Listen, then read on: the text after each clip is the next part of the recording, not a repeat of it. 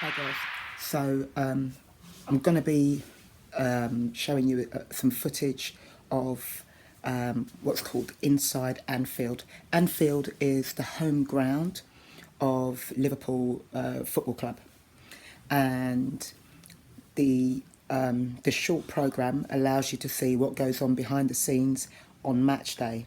And match day is for us, that's the exam.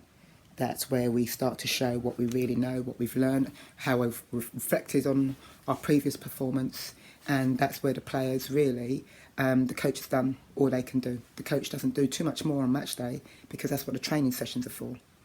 So when you watch the clip, when you watch Inside Anfield, quite a few things for you to think about. Obviously, just watch it and take it in.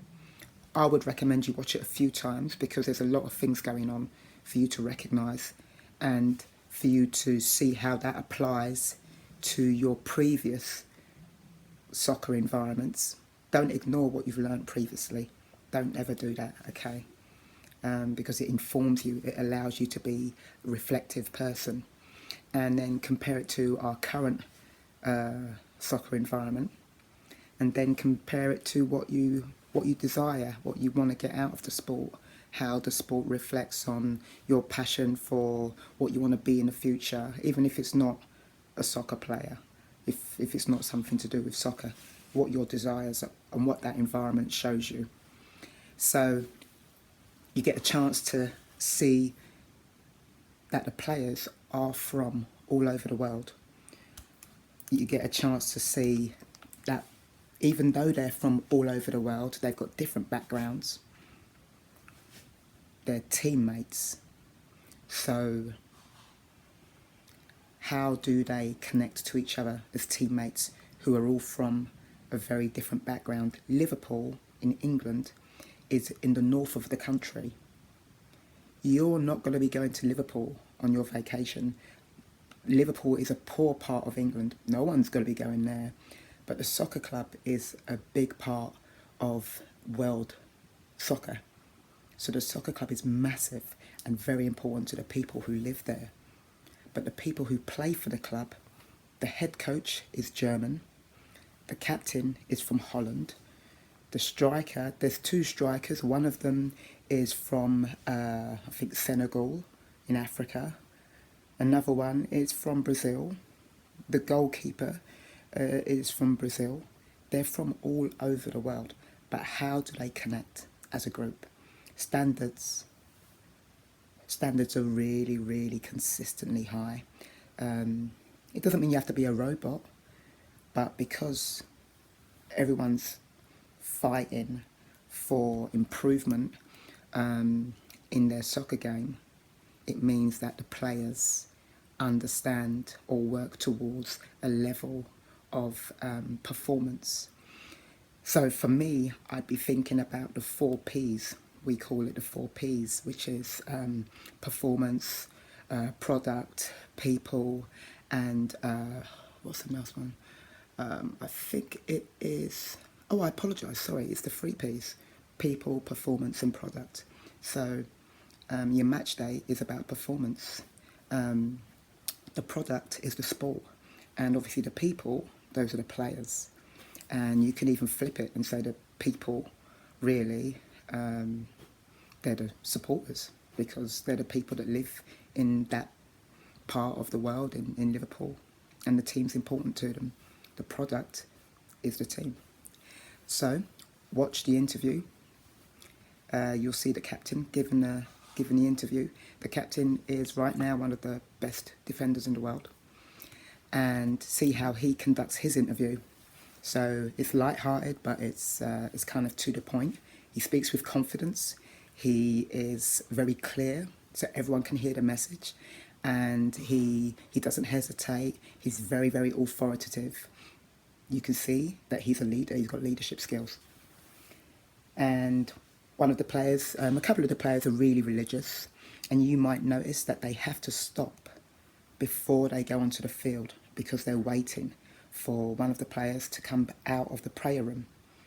And then you'll see that at half time, one of the Head coaches, as soon as the whistle goes for half time, he runs down the tunnel to get into the changing room. Why do you think he does that? Something else for you to think about is how the players are with the younger people. You'll see that there are some young people at the game. What's the response from the players?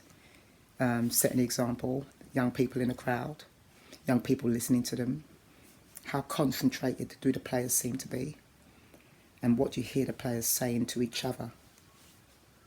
So, what do you hear the players saying to each other? Especially at half-time, you see the Leicester City goalkeeper, whose father used to play for Manchester United, a really, really famous goalkeeper. What does he say to his teammates? So, the communication and the concentration and the consistency is really big, really important. And they're not too dissimilar to your environment, even at your age, the level that you play at. You will see opportunities in your playing environment to replicate, so kind of copy what you see the professionals at the highest level in the world game. Highest level in the world game. How do they conduct themselves? What's the rationale? What's the reason for it? Obviously, my job is to help support your learning of that, and then thinking about those 3 P's, get you to realise one of those P's, and that is performance. Everything you do during a week, how it has to be reflected in that P, how it has to be reflected in performance because of the age that you're at. So you're not 8 and 9. Now that you're in a development phase, we're looking to see how you're able to transfer what you're doing during the week to your performance in your exam. And that's why it's important that the small things you do during your training sessions, whether it's your warm-up, whether it's just chatting to each other, who are you chatting to? You're just chatting to the same people. Are you making sure that your teammate is able to operate at her best? Because then the team benefits. Do you say anything to people when it looks like they might be a bit quiet, when they might be a bit down? How are you preparing the people around you for that P? It's a lot to learn. It's a lot to learn. It's fantastic because it doesn't stop. You're constantly learning. I say that you learn and you relearn. You learn when you get the initial information. You relearn when you go home or when you're in the car and your parents are driving you home or your family members driving you home. Your relearning takes place when you open your soccer diary and you do your reflection. Enjoy the footage. Any questions about it, please ask me. If there's things that you're not sure about, things that you're curious about, ask me. I did spend some time with the England women, so I know what their environment kind of looks like as well. I know how it compares to that. Now, when I say the England women, they were your age, well, under 15s.